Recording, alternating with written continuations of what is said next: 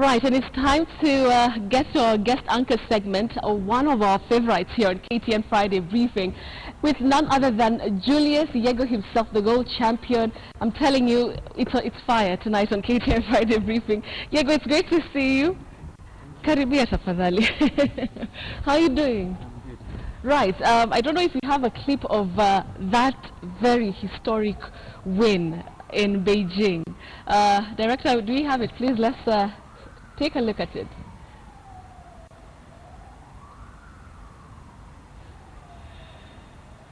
Right, we'll be getting to that clip in a short while. But, you know, I was watching that clip. I've watched it several times ago, and you were so happy. First of all, it's like you couldn't believe that it actually had happened. Take us through the emotions at that time. Thank you, Betty. Yeah. You know, that moment, you know, once I released that javelin, you know, of course, like in javelin, you feel it with your arm when it's far. And, you know, when I was on the ground and I saw the javelin flying, I knew it was a big one. And now when I saw the TV now, you know, in stadium there were 4 TVs. There was the big screens. And, you know, I saw that it was beyond the 90-meter sector, and then I knew it was a very big distance. And it's a big one. Yeah, I knew nobody will beat that distance because it's been long having such a big distance. Yeah. Wow. So I want you to take us slowly. So before you actually throw it, were you nervous? Were you like, you know what? I was number 8, now I need to be number 1. What emotions were you going through before you actually threw it? You know, emotions are there in competition, and I had positive emotions. You were positive. Yeah, and you know, when it was my turn now, you know, I remember at that time I was number 8. Yes. And it was the last chance that I was at that time, so that I remain in the top 8. Yes.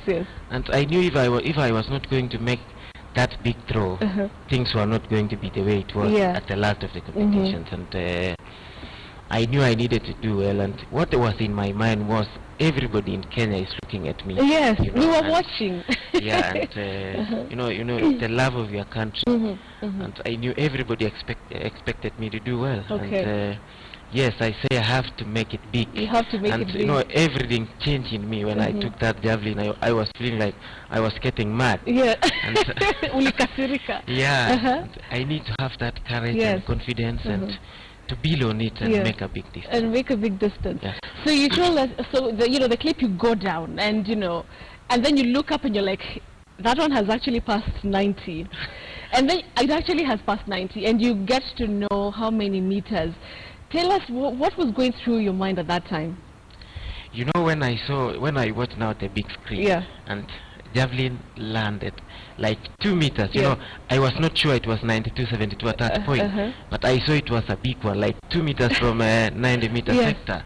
And what came into my mind was, now I should scream because I'm sure this one is a winning throw, and that's why I scream on that video. And it's really nice how you celebrated, and the crowds went crazy. This is the first time after so long that we've had such a distance. And who was the first person you called when now after everything, who was the first person you talked to in that excitement? At that time, it was late night, and in Beijing, it was when we finished the competition. I think it was when I arrived at the hotel. It was almost 11 p.m. So, and that excitement did not even allow me to make calls, because when I went and see my phone and the messages were coming. So I say I should not talk until tomorrow morning, because no one I was going to call. And everybody wanted me to talk at that, but on the social media, everybody was crazy. It went crazy. Yeah, I say I should not make a call, but the first person I called after that excitement was, of course, my wife. Oh, lovely. Yeah. Oh, lovely. So you called her and she was excited on the other end. Congratulations. No, she couldn't speak. She couldn't that speak. Excitement, she couldn't speak. Like, she was so happy. But what does it say? I mean, let me take you back to when you're just a small young boy in, is it Soba River Primary School? Yes. In Nandi.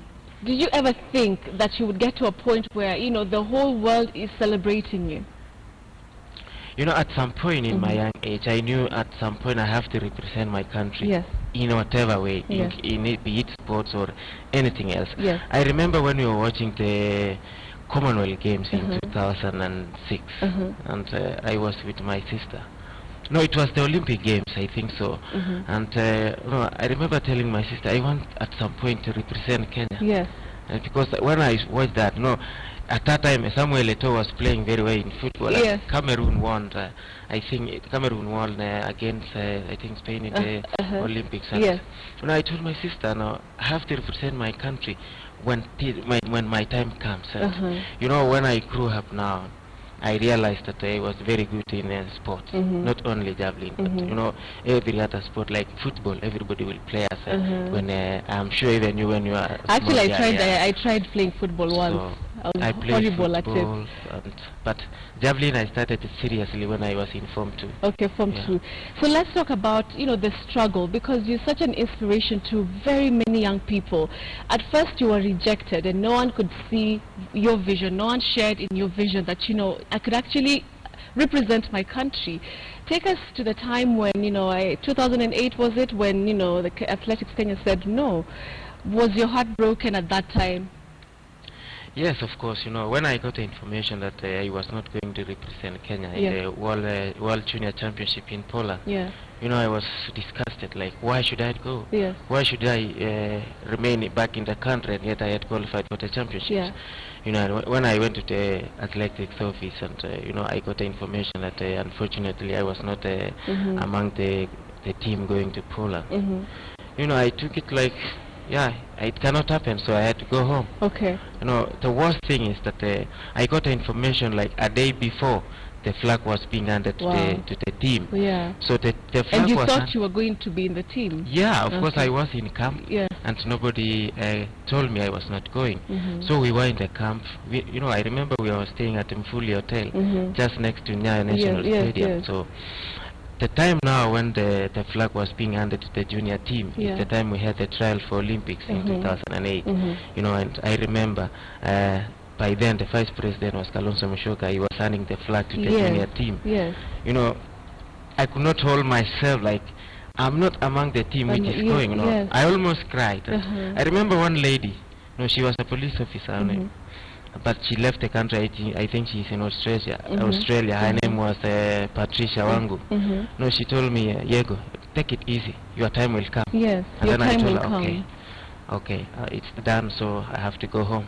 And you know, linking it to you know, with very many young people today who are really trying their hand in, is it entrepreneurship, is it sports, like yourself, you know, drawing from you, what can you tell young people who get a no and a no and a no and a no and they give up along the way?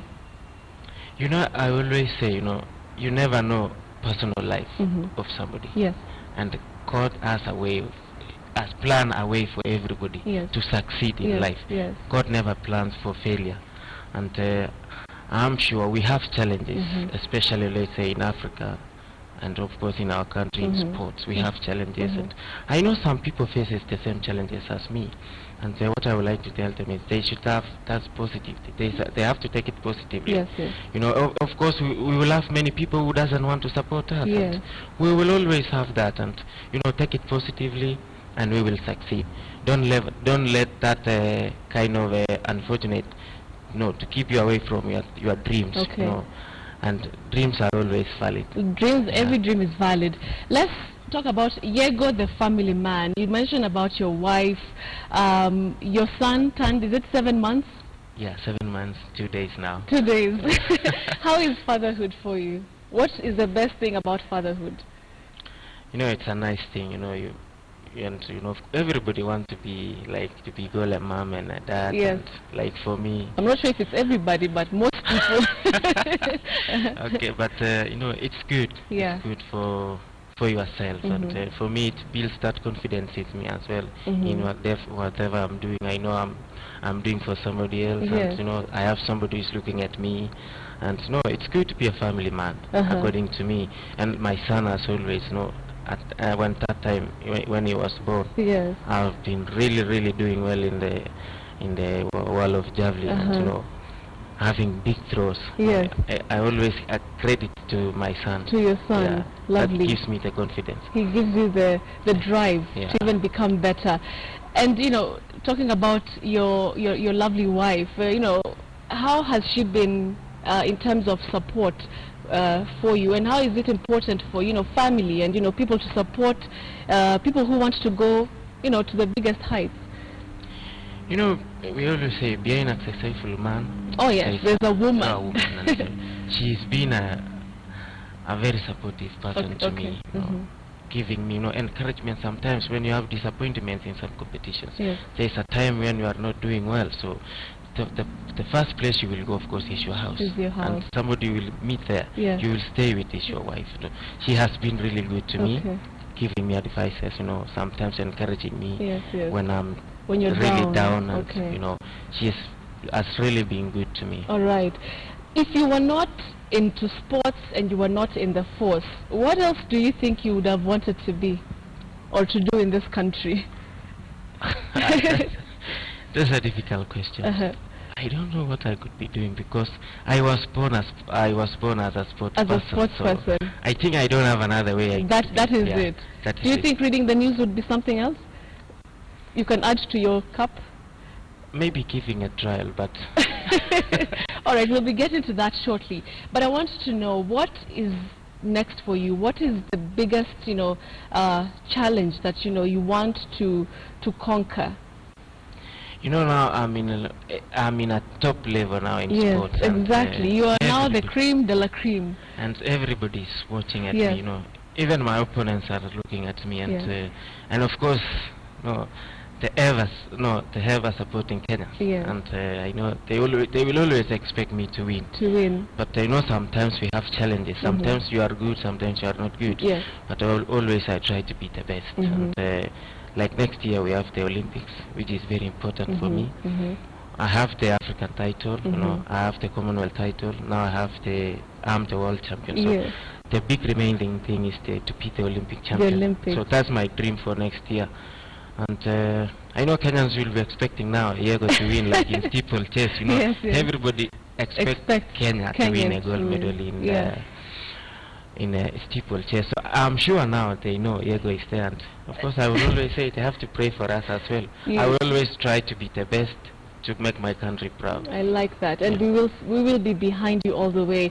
I'm interested in knowing, when I tweeted earlier and said you were coming, the people who were asking, what about women? Are you looking to train women to to get into this sport? Yes, everybody.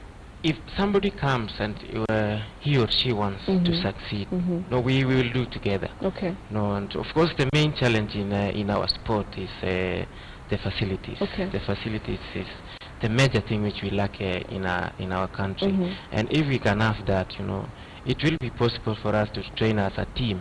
It's so easy when you are doing things where are many people. Yes, a team. And you will always correct each other. I'm not perfect, and we always try to be perfect. I'm the best now in the country, and if we can have a big team now behind me who are doing the same thing with me, we will succeed. Right. I have some few ladies I have been with, but of course in life we love that. I had a very good lady who was doing well from KDF, but I think she's in a family way now, so I think she stopped. So maybe in the future she will come back. Okay, and I also understand that you're looking to start a foundation. Is it up yet, or is it something that is in the works? We are now planning about it. We are coming up with it. We are in the process of finalizing all the details required. And I want to make it. After Yego, we should have many Yegos coming. Yes. And in sport, it's a short life. Sometimes it can be 2 or 3 years. Somebody is hitting high and come down. And of course, injuries we have. Some injuries can put you out of sport. So we need now to have I'm planning to have my own academy where I train people. Specifically field events. Field events. All right. I like that. And earlier on we're talking about you doing something else. Let's see if you could actually be a news anchor. Join me on the hot seat. It's red for a reason. It's not just... I hope it doesn't. So let's see.